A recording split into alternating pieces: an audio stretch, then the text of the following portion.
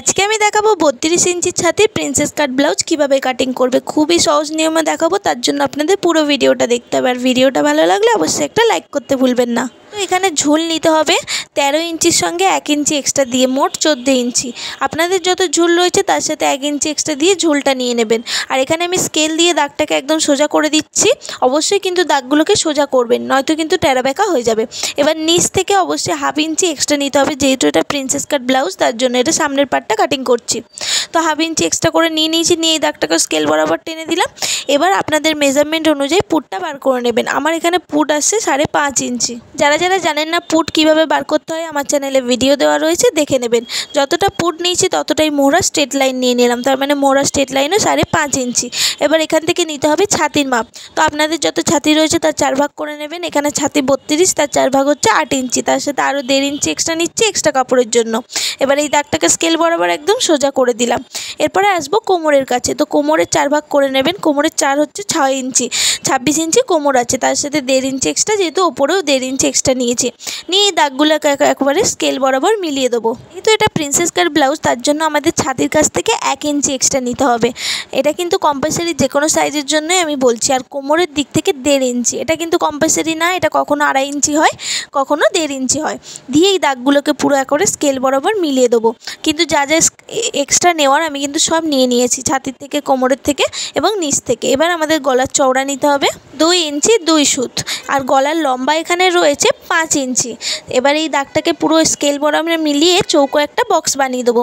দিয়ে এবার আপনারা আপনাদের যেরকম শেপ দিতে চান সেরকম শেপ দিয়ে দেবেন, রাউন্ড হোক কি স্কোয়ার হোক কি এরকম শেপ আমি যেটা দিয়েছি দেখতে পাচ্ছেন, এটাও কিন্তু খুব সুন্দর লাগে। এরপরে কি করতে হবে, আমাদের ওপর থেকে পয়েন্টের মাপ নিতে হবে।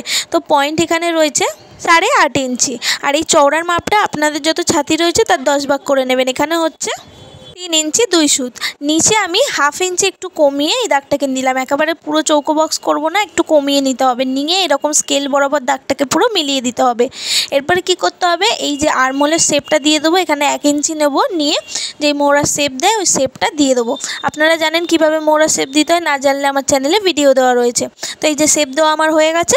এরপরে কি করতে হবে, এই যে এই দাগটাকে দেখছেন, এটাতে পুরো আর্মহোলের দিকে, ঠিক আছে, এইভাবে আলতো হাতে মিলাবেন, একেবারে টেনে দেবেন না, তাহলে কিন্তু শেপটা ভালো আসবে না। আলতো হাতে এইভাবে মিলিয়ে দেবেন। তো দেখছেন আমার মেলানো হয়ে গেছে।